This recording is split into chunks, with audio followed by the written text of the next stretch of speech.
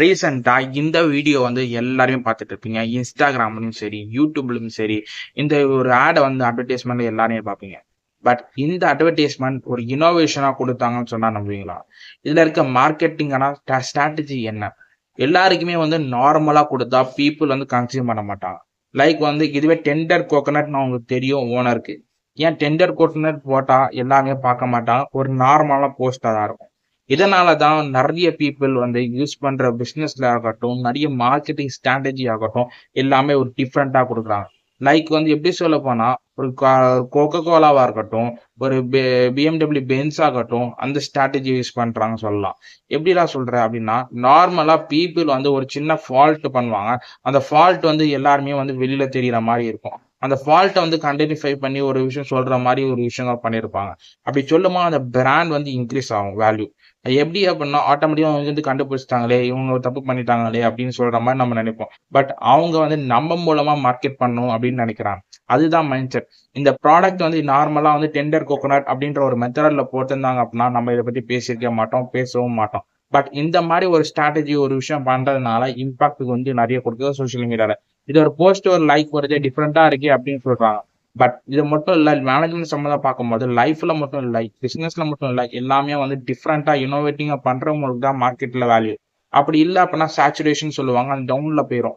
அது எல்லாமே டவுன்ல போயிடுச்சு அப்படின்னா பிசினஸுக்கும் சரி ஒரு லைஃபும் சரி எல்லாமே டவுன்ல இருக்கும். ஒரு இனோவேஷன் ஒரு அப்டேட் இல்லாம லைஃப்ல இருந்துச்சு அப்படின்னா ஆட்டோமேட்டிக்கா ஃபெயிலியர் வரும். அந்த ஃபெயிலியரை ஃபேஸ் பண்றதுக்கான சுச்சுவேஷன் வந்து ரொம்ப கஷ்டமா இருக்கும். இந்த சுச்சுவேஷன் ஹேண்டில் பண்றது தான் இனோவேஷன் அப்படின்ற ஒரு விஷயம் இருக்கும். பிசினஸ்ல கொடுக்கலாம், லைஃப்ல வந்து கம்ப்ளீட்டா அப்டேட் பண்ணணும், ஒரு லேர்னிங் இருக்கணும் அப்படின்ற மெத்தட்ல கொடுக்கலாம். இந்த ரெண்டு விஷயங்கள் இருந்துச்சு அப்படின்னா டிஃப்ரெண்டா பண்ணலாம். பட் டிஃப்ரெண்டா ஒரு விஷயம் பண்ணணும் அப்படின்னா எல்லாரோட அட்ராக்ஷன் வாங்கணும். ஒரு பெஸ்ட் வே ஆஃப் மார்க்கெட்டிங் என்ன அப்படின்னா மத்தவங்க நம்ம ப்ராடக்ட்டை மார்க்கெட் பண்ணணும். அது மத்தவங்க நம்ம ப்ராடக்ட்டை மார்க்கெட் பண்ணணும் அப்படின்னா ஒரு டிஃப்ரெண்டான ஒரு எக்ஸ்போஷர் கொடுத்து ஒரு இன்ஃப்ளூயன்சர் ஹையர் பண்றதை விட ஒவ்வொரு கஸ்டமர் வரவும் இன்ஃப்ளூயன்சரா மாற்றணும். லைக் எப்படின்னா ஒரு 5 ஸ்டார் ஹோட்டல்ல ஒரு விலை உயர்ந்த ஹோட்டல்ல போறாங்க அப்படின்னா ஒரு ஜஸ்ட் ஒரு போட்டோ எடுப்பாங்க, ஜஸ்ட் ஒரு vlog பண்ணுவாங்க. ஏன்னா அந்த இடத்துல வந்து ஆம்பியன்ஸ் சூப்பரா இருக்கும், அந்த இருக்கிற சரௌண்டிங் வந்து எக்ஸ்ட்ரீம்லி நல்லா இருக்கும், நல்லா சூப்பரா இருக்கு அப்படின்னு சொல்ற மாதிரி பண்ணுவாங்க. அந்த விஷயங்கள் வந்து கொடுத்ததுனால வந்து ஒரு பீப்புளுக்கு வந்து ஸ்பெஷலா ஃபீலிங் கொடுக்கறதுனால வந்து இதனால போறாங்க.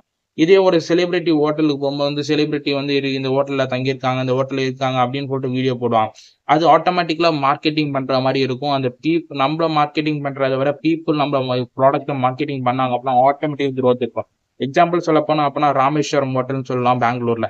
ஆட்டோமேட்டிக்கலா அவங்க வாகர்ஸ் வந்து அதிகமா போயிட்டு நிறைய போஸ்ட் போடுறதுனால நிறைய தோசை வந்து கலெக்ட் பண்ணி அதிகமா வைக்கிறதுனாலயும் மார்க்கெட்டிங் ஆட்டோமேட்டிக்கலா வந்து வீடியோல வந்து இப்போ அவங்க அவங்க போட்டதுனால சரி எல்லாமே மார்க்கெட் ஆயிடுச்சு. இதுவே வந்து ஒரு சில நார்மல் ரெஸ்டாரண்ட் ஆகட்டும், டவுன்ல இருக்க ஒரு சில ஹோட்டல் ஆகட்டும், ஒரு நார்மலா இப்பதான் பூம் ஆயிட்டு இருக்க ஹோட்டல் ஆகட்டும், வீடியோ எடுக்கக்கூடாது, நீங்க போன் யூஸ் பண்ணக்கூடாது அப்படின்னு சொல்றது ரொம்ப பெரிய டவுனான விஷயம்.